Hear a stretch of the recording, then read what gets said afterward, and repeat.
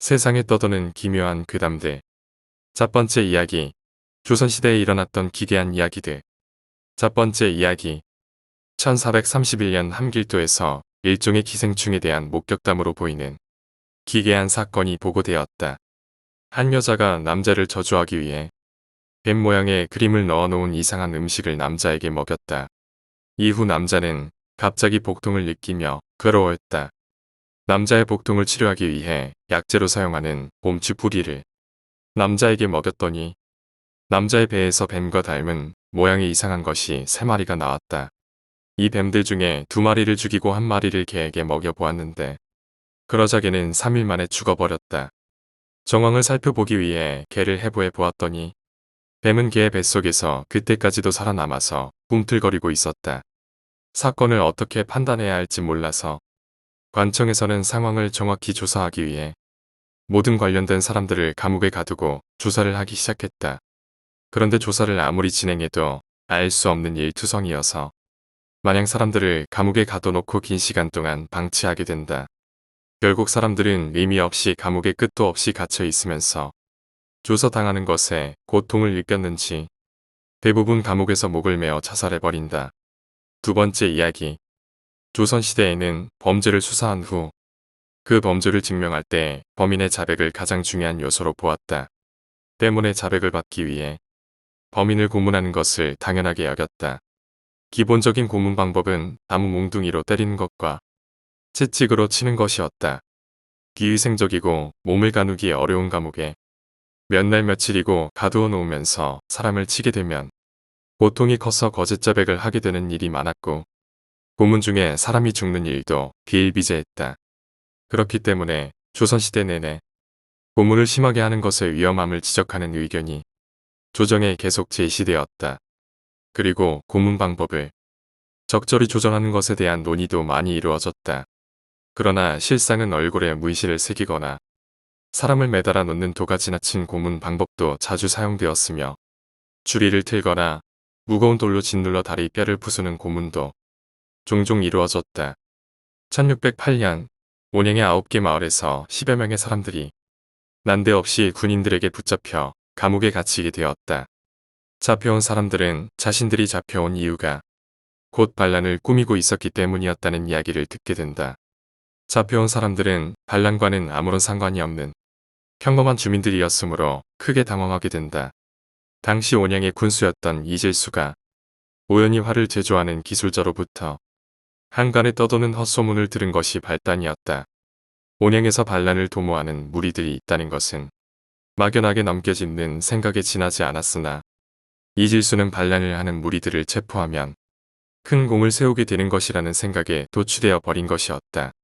이질수는 정확히 사실을 파악하기도 전에 충청도 감사 이용순에게 자신이 반란을 꾸미고 있는 무리들을 잡을 것이라고 보고해버린다.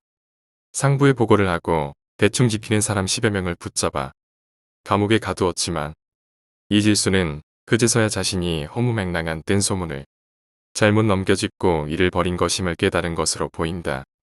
그렇다고 이미 반란을 꾸미는 무리들이 있다는 엄청난 보고를 올린 마당에 자신이 헛소리한 것이라고 물을 수도 없는 노릇이었다. 반란이라는 엄청난 사건에 대해서 자기 스스로가 부주의하게 잘못된 사실을 퍼뜨리고 무고한 사람을 체포한 일이 되어버리면 안 된다고 생각했을 것이다.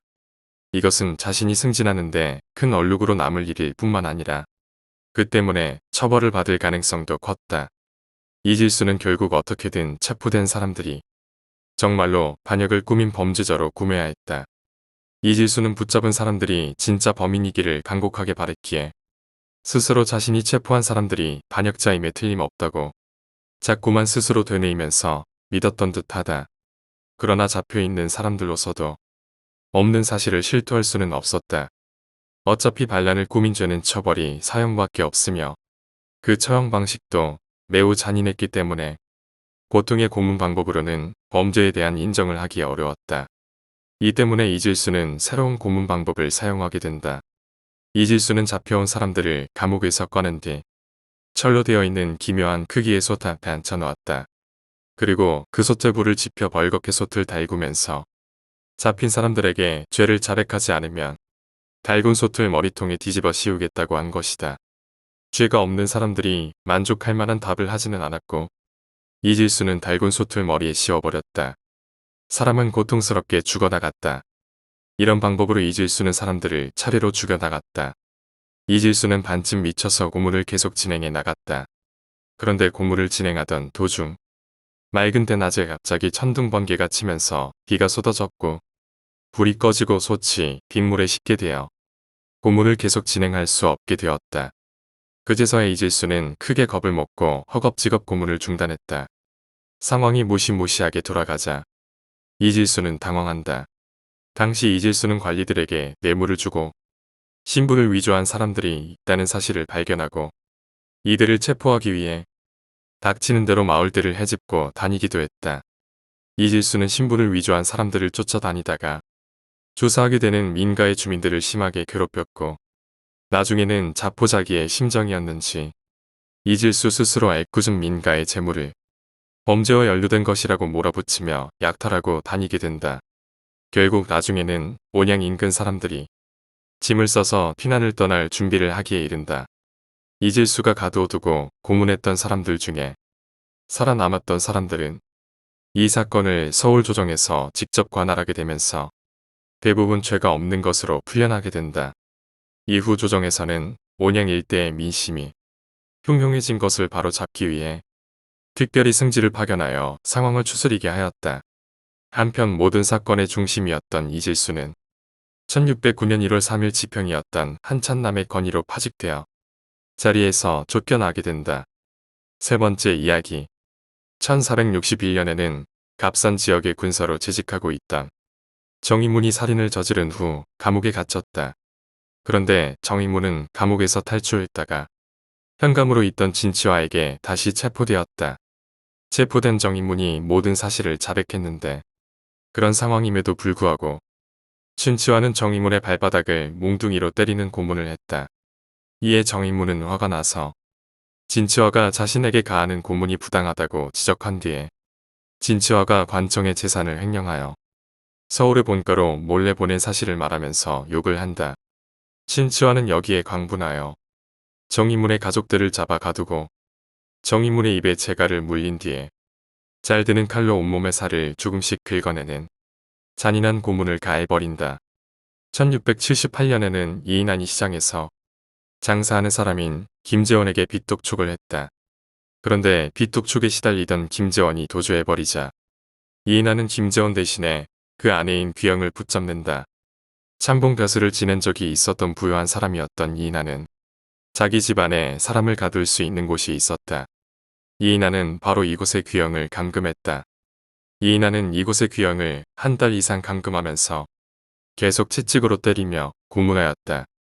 귀영이 결국 그대로 죽어버렸고 이인환은 부하들을 시켜 죽은 귀영의 목을 줄로 묶어서 목 매달아 죽은 것처럼 위장한 뒤에 토성 밖에 시체를 버렸다. 죽은 귀영의 모친이 귀영이 실종된 후 시체로 발견되자 이인환이 의심된다고 신고하여 조정에서는 이인환을 조사하게 된다. 그러나 이인환은 조정의 주요 세력가들과 친분이 있었으므로 고문을 당하지 않았고 이인환의 부하들만 고문을 당했다. 고문 과정에서 이인환의 부하들만 목숨을 잃었다. 이것이 부당하다 하여 많은 논쟁이 있었으나 영의정 허적이 이인환을 비호했으므로 이인환은 결코 같이 조사받지 않았다. 이인환은 은열량을 벌금으로 내는 정도의 처벌을 받게 되나 그마저 후에 사면 받게 된다. 네 번째 이야기 조선시대에는 노비라는 신분이 있었다. 종은 주인의 소유물로 취급되는 인간이었기 때문에 반드시 주인을 섬기고 복종해야 하도록 정해져 있었다. 물론 종도 사람이었기 때문에 종이라고 해도 함부로 죽이면 큰 죄로 처벌되었다. 하지만 반대로 종이 주인을 배반하는 데 대해 주인이 처벌을 하는 것은 당연하게 여겨졌고 종정도가 지나치게 주인이 종을 처벌하는 일들이 문제가 되었다. 1488년 세력가였던 유아의 아들 중에 유효소는 자신의 종이었던 효양과 강제로 동침하려 하였다. 효양은 유효손을 계속해서 거부하며 피했다. 이에 부끄러움을 느끼게 된 유효손은 이것은 종이 주인으로부터 도망치는 것에 해당한다고 하면서 그에 대한 처벌을 가하기 위해 효양을 괴롭히기 시작한다. 요요소는 먼저 효양의 손가락을 하나하나 꺾어 부러뜨려서 효양에게 고통을 주었다. 그 뒤에 불에 달군 쇠를 가져와서 효양의 몸 구석구석에 있는 힘줄들을 뜨겁게 찢었다. 이것은 앞으로는 함부로 반항하지 말고 도망치지 말라는 뜻이었을 것이다. 마지막으로 유효소는 더 이상 달아나지 못하게 한다는 의미로 송곳으로 효양의 발 뒤꿈치의 구멍을 뚫어버린 뒤에 거기에 끈을 끼워 효양을 묶어 놓았다. 이 사건은 효양의 숙부가 3사의 고발함에 따라 조정에 알려졌다. 조정의 처벌은 유효손의 집안에 있는 모든 효양의 가족들을 유효손으로부터 빼앗는 것이었으며 더 이상 종이 아닌 신분으로 고치는 것이었다. 자신이 종의 신분에서 벗어나게 된다는 사실을 알게 된 효양은 유효손이 붙잡혀서 고문받으며 조사받는 곳에 직접 기어나와서는 유효손의 얼굴을 보고 강간범이라고 계속해서 욕을 했고 유효손은 부끄러워 얼굴을 들지 못했다.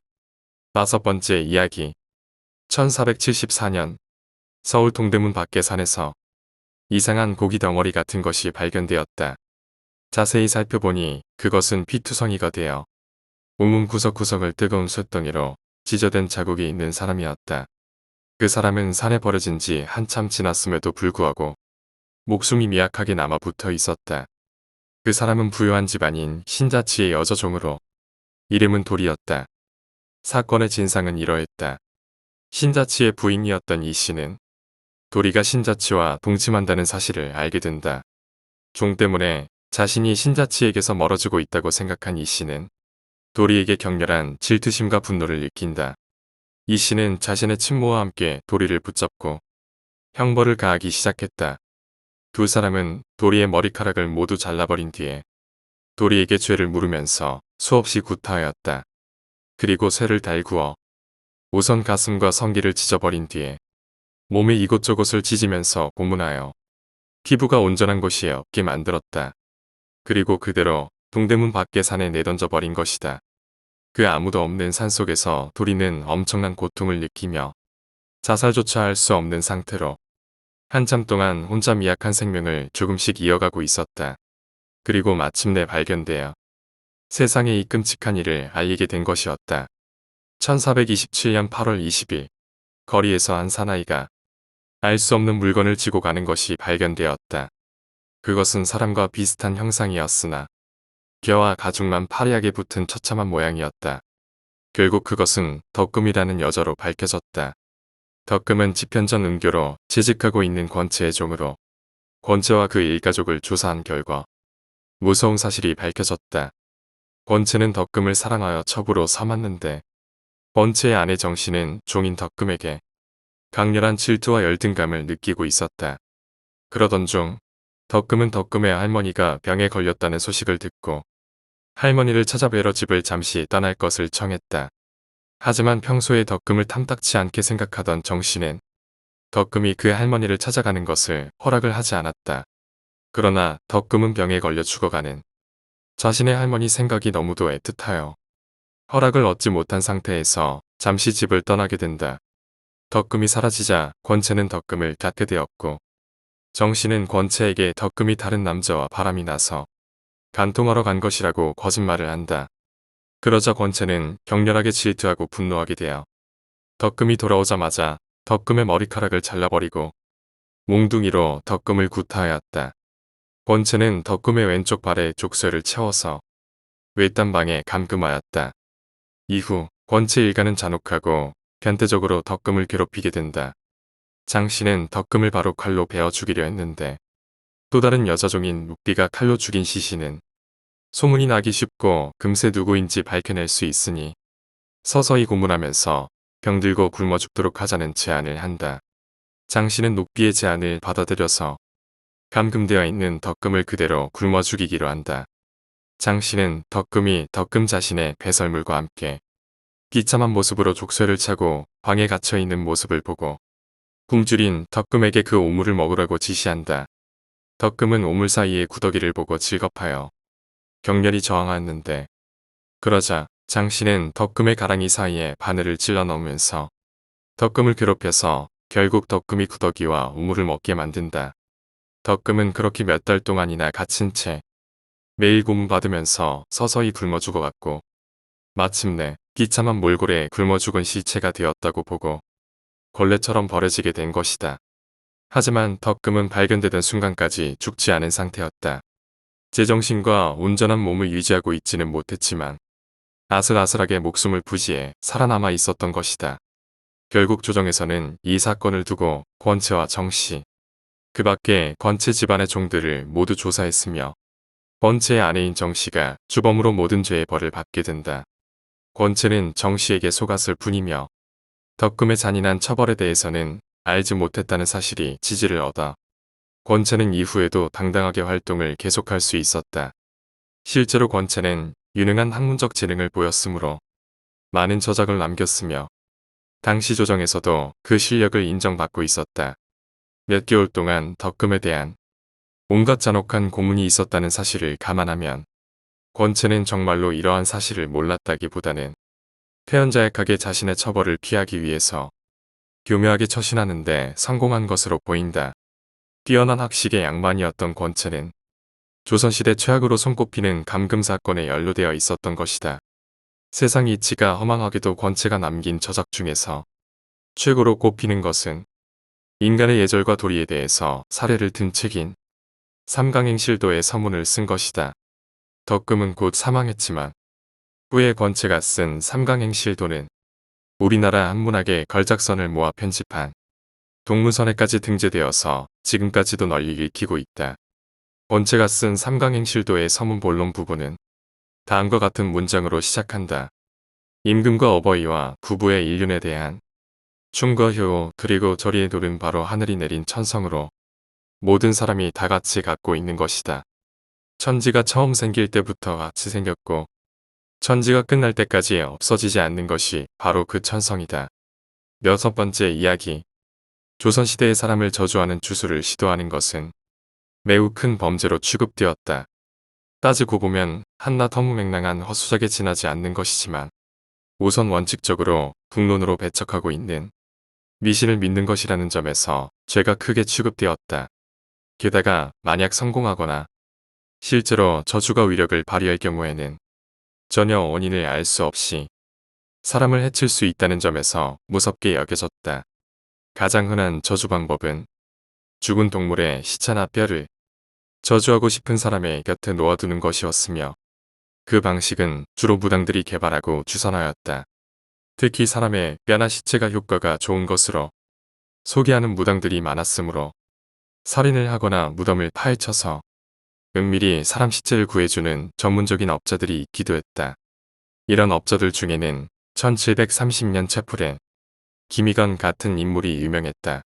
저주와 관련된 사건들 중에는 장희빈 등이 언급되는 궁중 내부의 저주 사건이 널리 알려져 있지만 가장 악명 높은 사건으로는 1730년 이만혁 사건을 꼽을 만하다.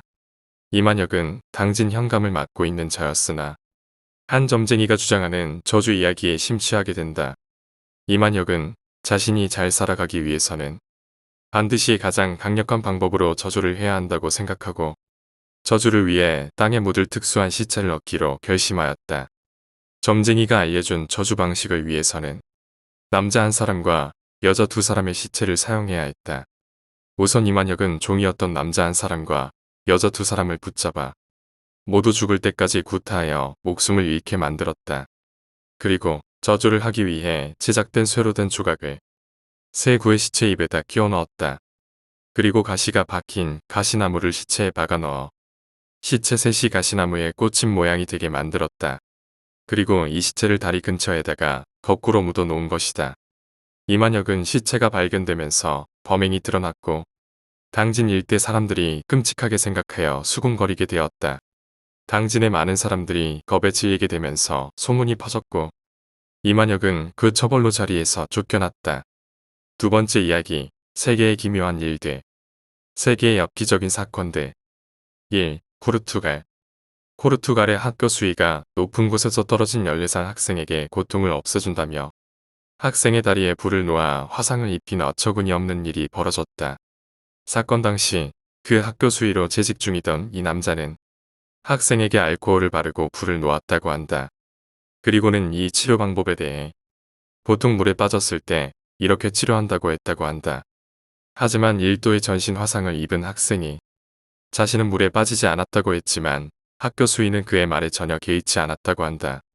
2. 러시아의 알렉산더 네코네치나이 씨는 보드카 마시기 대회에서 3.5리터 반을 계속해서 마셔 우승했으나 우승 상품인 10병의 보드카는 가져갈 수 없었다고 한다.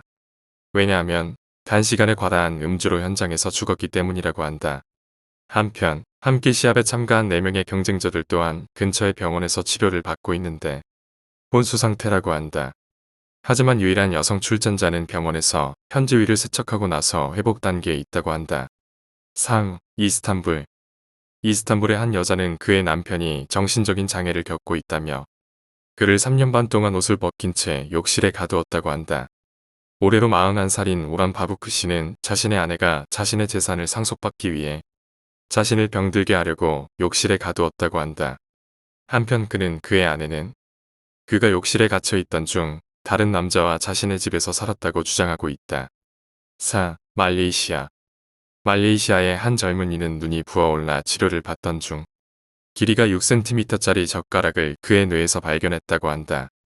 젓가락은 그의 코를 관통해 오른쪽 눈을 치라 왼쪽 눈 뒤에 있었는데 5년 전 그가 이름을 알 수 없는 괴한에게 공격을 당할 때 생겼던 것으로 추정하고 있다고 한다. 5. 이탈리아에서는 어느 노년의 커플이 주차된 차 안에서 성관계 도중 그곳을 지나던 여학생들에게 들켜 공공장소에서의 적절치 못한 행동이라는 제목으로 법정에 서게 되었다고 한다. 6.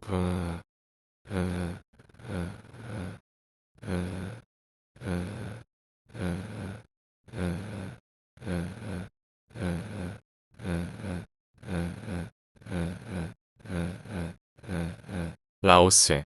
환자에게 주문을 걸어 환자가 총탄을 피할 수 있게 만들 수 있다고 말한 의사가 그의 환자가 쏜총에 맞아 죽었다. 의사인 에시터파 씨는 환자인 우마 아쿠르에게 그의 실력을 입증하겠다며 총을 쏘게 했는데 환자가 실제로 그의 머리를 쏘자 그 자리에서 죽었다고 한다. 한편 환자인 우마 아쿠르 씨는 이건 살해가 아니라 그의 의사인 에시터파 씨가 시킨 일이라며 자신의 무죄를 주장하고 있다고 한다. 7. 산티아고 57년 동안 동거한 106살인 이설리나 오즈다와 그리고 그녀의 86살인 애인 오스카 마르티네즈 씨가 마침내 결혼했는데 신부는 결혼식 이후 하객들에게 그들이 결혼한 이유로 하나님이 그들의 결혼을 바라셨고 우리가 결혼 없이 동거하는 것은 죄라고 여겼기 때문이라고 말했다. 8. 스위스에 본사를 둔 속옷 업체 트라이엄프 인터내셔널은 브래지어 속에 담배를 피면 역한 냄새가 나게 하는 캡슐을 넣어 금연에 도움을 주는 브래지어를 개발했다. 이 캡슐은 일반적으로 담배 냄새를 역하게 바뀌도록 하는 달콤한 자스민 향기가 나는 물질이 들어있다고 한다. 9. 터키의 한 아버지가 유럽인권법정에 그의 아들의 포경수술을 담당했던 의사들을 고소했다.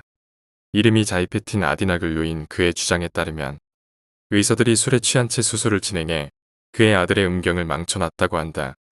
하지만 담당 의사들은 아이의 음경은 오래전 그가 우물에 떨어졌을 때 이미 기형화됐다며 자신들의 무죄를 언론에 호소했다. 10. 스웨덴에서 아기를 죽이기 위해 오븐에 넣은 여자가 현지 경찰에 체포되어 주목을 받고 있다. 30살의 이 여인은 5개월 된 자신의 친아들을 살해하기 위해 오븐에 넣어 전신 2도의 화상을 입혔다고 스위디시 뉴스는 전했다. 이 아이는 현재 스웨덴의 고덴버그 허스피탈 내 클리닉에서 안정을 취하고 있는데 경찰은 아이의 엄마가 왜 아이를 살해하려 했는지 파악이 안 됐다며 정신질환 때문인지 여부를 전문가에게 의뢰해 조사할 예정이라고 현지 신문은 전했다. 세 번째 이야기. 저수지에서는 수영을 하지 마라. 아주 어렸을 적 얘기야. 내가 6살쯤 됐을 무렵쯤이지. 나와 우리 부모님은 전북 익산. 그 당시에는 일이라고 불렸던 시골 외가집에 놀러가게 됐어. 지금은 눈 씻고 찾아볼 수도 없을 정도로 시골틱한 허름한 집이었지. 외할머니와 외숙모, 그리고 삼촌과 이모들 모두 서울에서 간만에 놀러온 나를 엄청 반겨주셨어. 그때만 해도 놀거리가 많지 않았잖아. 보자케야 갯벌 가서 털개를 잡고 사촌형들이랑 전쟁놀이 하는 거 이외에는 별거 없었어. 그러던 와중에 우리 식구 모두가 근처 저수지에 가서 고기나 구워 먹기로 한 거지. 한여름이니까 저수지물에서 수영도 할 겸 말이야. 고기도 먹고 수박도 먹고 이것저것 처묵처묵하며 즐거운 시간을 보내고 있었어. 우리 식구가 놀러간 저수지는 사람들 손을 많이 타지 않는 곳이라서 엄청 깨끗했던 걸로 기억해. 고여있는 물인데도 많이 깨끗하더라고. 당시에 우리 아빠가 구입해준 아동용 구명조끼를 입고 물속으로 한 발자국씩 갔어. 그때 처음 들어가 본 저수지에 대한 느낌은 고여있는 물이라 미지근했어. 수영하기는 괜찮은 정도였지. 한 발자국 내디면 발목까지, 세네 번 내디디면 무릎 정도까지.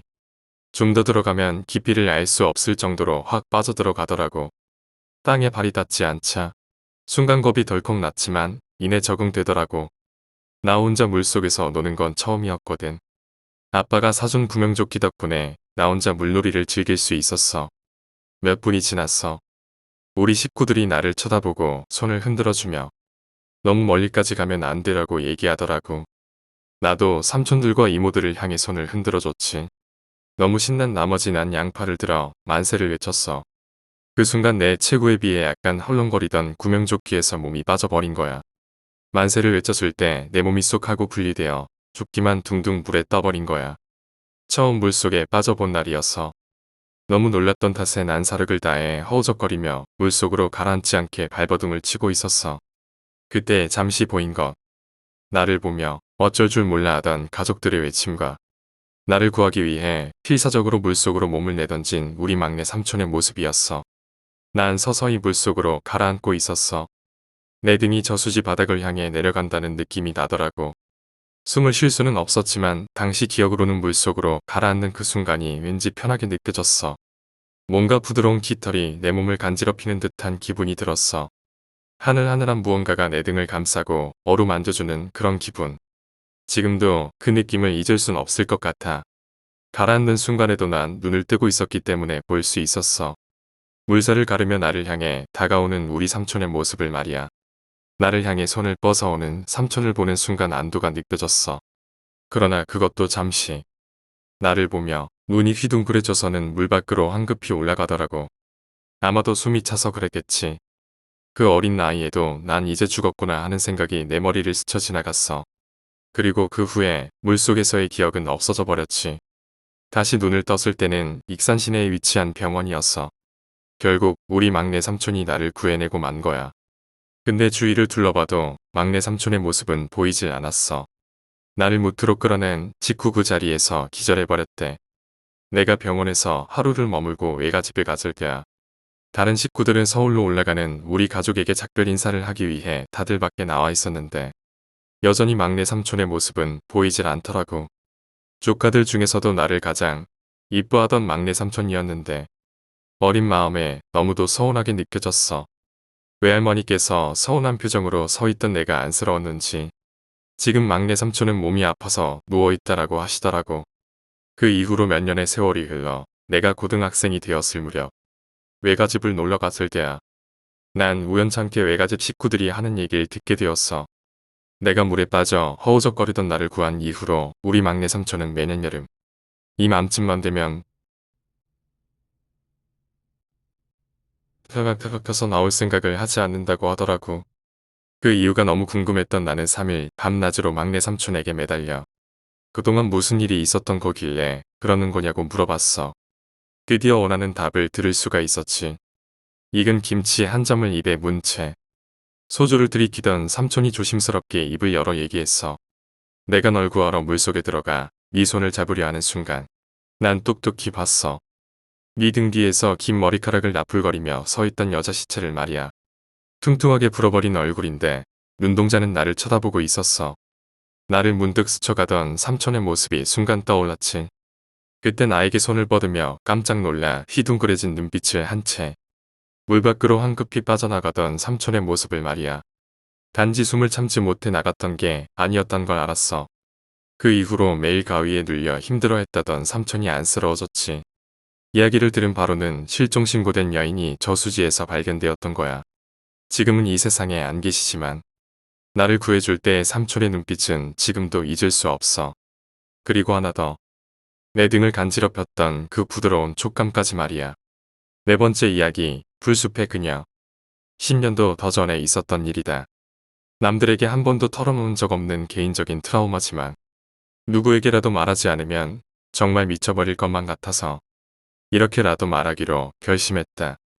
그때 당시 자동차를 새로 산지 얼마 되지 않았던 나는 어떻게든 차를 한 번이라도 더 몰 기회를 만들려고 안달이 난 상태였다. 그래서 그날도 좀 멀리 떨어진 현에 위치한 바닷가까지 홀로 장거리 드라이브를 갈 계획을 짰다. 깊은 밤중 몇 시간을 내리 달렸을까. 문득 여유가 느껴졌다. 주변에 민가 하나 없는 곳이었지만 혹여 자동차가 지나가다가 볼 수도 있으니 샛길을 타고 조금 더 들어간 곳에서 차를 세웠다. 나는 노상에서 대충 보리를 보고 운전하느라 띠푸둥해진 몸도 불겸해서 산책 삼아 걷기 시작했다. 바닷가로 난 길을 따라 키가 껑충 큰 잡초들을 헤치며 한동안 터덜터덜 걸었다. 어디선가 벌레가 우는 소리가 어렴풋이 들려왔다. 잠시 멈춰서서 벌레 울음소리를 감상하는데 그 소리에 어슴풀에 섞여서 사람의 신음소리 같은 것이 들렸다. 설마 야외에서 사랑을 확인하는 커플이라도 있는 건가? 나는 짓궂은 호기심이 끌어 천천히 발소리를 죽이고 소리 근원지로 살금살금 다가갔다. 풀숲 너머로 언뜻 사람의 형체가 보였다. 몸을 낮추고 좀 더 잘 보이는 위치로 이동하자 한 남자가 여자 위에 올라타서 움직이는 장면이 보였다. 진짜로 하는 건가? 하지만 보면 볼수록 어딘가 움직임이 이상했다. 관계를 가지는 남녀치고는 뭔가가 부자연스러웠다. 의문이 가득한 눈으로 지켜보던 나는 이윽고 말도 안 되는 사실을 깨달았다. 남자는 손에 식칼을 걸어쥐고 여자의 목을 반복해서 찌르고 있었다. 칼의 움직임에 맞추어 여자의 입에서는 기묘한 소리가 흘러나왔다. 나는 다리에 힘이 풀려 주저앉은 채로 그저 그 장면을 바라보았다. 여자는 손을 휘저으며 저항하려 애썼다. 하지만 허공에 흔들리는 힘이 들어가지 않는 손끝은 저항을 무의미하게 했다. 식칼의 움직임이 반복됨에 따라 여자의 움직임도 점차 멎어갔고 남자는 찌르는 것을 멈추었다. 그 순간 내가 있는 반대편 방향에서 부스럭하며 몇 명의 사람들이 이쪽으로 다가오는 기척이 났다. 도움을 청해야 한다는 생각했다. 내가 자리에서 일어서려던 순간이었다. 끝났어. 다가온 그들도 한통속이었다. 나는 일어서려던 움직임을 멈추었다. 하기사 이렇게 인적이 없는 곳에 타이밍 좋게 지나가는 행인 따위 있을 턱이 없다. 그때 만약 일어나서 도움을 청했더라면 나는 이미 이 세상에 없었을 것이다. 요란하게도 해치웠구만. 옷에 다 튄 건 어쩌려고 그랬어. 확인 사살 안 해도 돼. 아무렇지 않게 주고받는 그들의 섬뜩한 대화 속에는 가벼운 웃음소리마저도 섞여 있었다. 나는 숨소리 하나 들릴까봐 필사적으로 소리를 죽였다. 잠시 후 또 누군가가 다가오는 기척이 느껴졌다. 슬쩍 고개를 들어 확인하니 그들은 얼추 대여섯 명은 되어 보였다. 뒤늦게 합류한 사람은 영화 속에서나 보던 시체를 담은 까만 비닐백 같은 것을 가지고 왔다. 그들의 대화를 전부 알아듣기는 어려웠지만 언뜻 들리는 내용 속에서 내 차 번호판을 언급하거나 차 외형을 설명하는 것을 미뤄봤을 때 내 차 이야기를 하는 게 틀림없었다. 그러다 갑자기 그들은 일제히 이야기를 멈추었다. 전원이 말을 멈추고 주변에 귀를 기울이고 있었다. 내 심장은 터질 듯이 뛰었다. 집에 가고 싶었다. 나는 그저 죽은 듯이 웅크렸다. 한참을 주변을 살피던 그들은 주섬주섬 시체를 수습하더니 가지고 온 까만 백 속에 넣었다. 지퍼 올라가는 소리, 물 쏟아지는 소리가 들리더니 갑자기 불쾌한 오물 냄새가 강렬하게 퍼졌다. 슬쩍 고개를 들어보니 그들은 시체를 들고 다들 어디론가 이동하고 있었다. 나는 그들이 가고 난 후에도 숨소리 하나 새어나가지 않도록 가만히 있었다. 차가 몇 대 지나가는 소리가 들리더니 멀지 않은 곳에 멈췄다. 내 차가 있는 곳이야. 차문을 여닫는 소리가 들리는 순간 반사적으로 몸을 일으켰다. 나는 최대한 차를 세운 곳에서 멀어지고자 바다 방향으로 필사적으로 뛰었다. 좁디 좁은 백사장을 가로질러 또 다른 풀숲으로 뛰어들어가 몸을 납작하게 엎드렸다. 핸드폰이나 지갑을 전부 차 안에 두고 왔다. 그들이 만약 창문을 깨고 수색이라도 하면 내 개인정보를 다 알게 될 것이라는 생각을 하자 미칠 것만 같았다. 하지만 일단은 날이 밝을 때까지 움직이지 않기로 했다. 몇 시간이 흘렀을까. 주변이 밝아지기 시작하면서 낚시를 하려는 사람들이 하나둘 눈에 띄었지만 나는 아직 경계를 늦출 수가 없었다. 아예 환해지고 난 후 애완견과 산책하는 사람들이 백사장을 덮을 즈음 나는 혼잡을 틈타 산책하는 척 겨우 풀숲을 빠져나왔다. 한참을 백사장을 어슬렁대다가 슬그머니 차를 세워둔 곳으로 가보았다. 어제 본 살인 현장은 쳐다보는 시음도 하지 않았다. 내 차 뒤편에 빨간 차 한 대가 주차되어 있기는 했지만 어제 그 사람들 차는 아닌 것 같았다. 내 차 역시 딱히 깨지거나 부서진 곳 없이 멀쩡해 보였다. 아니, 그렇다고 생각했다. 그래도 만전을 기하고 싶던 나는 걷던 그대로 차를 세워둔 곳을 지나쳐 몇 킬로미터 떨어진 곳에 위치한 여관 지역까지 걸었다. 그곳에서 시간을 죽이다 다시금차 가까이 있는 해변으로 가서 수상한 인물이 있는지 확인하고 겨우 차에 올랐다. 시동을 걸고 긴급하게 출발시켜 맹렬한 스피드로 도망쳤다. 고속도로에 들어서고 나서야 마음이 놓였다. 나는 휴게소에 들려 물을 사 마셨다. 경찰에 연락을 할 것인가 고민이 되었지만 겁이 나서 용기가 나지 않았다. 고민에 빠져 차를 타러 돌아왔다가 나는 그것을 보고 말았다. 아까 탈 때는 몰랐는데 조수석 문에 30cm 정도의 길이도 칼로 긁은 듯한 자국이 남아 있었다. 그것을 본 나는 경찰에 신고하는 것을 포기했다. 집에는 무사히 도착했지만 그날 이후로 차는 일절 타지 않게 되어 그 차는 팔아버렸다. 몇 년 후에 전근하느라 먼 곳으로 이사했기 때문에 그 해변에 갈 일은 앞으로도 절대 없다.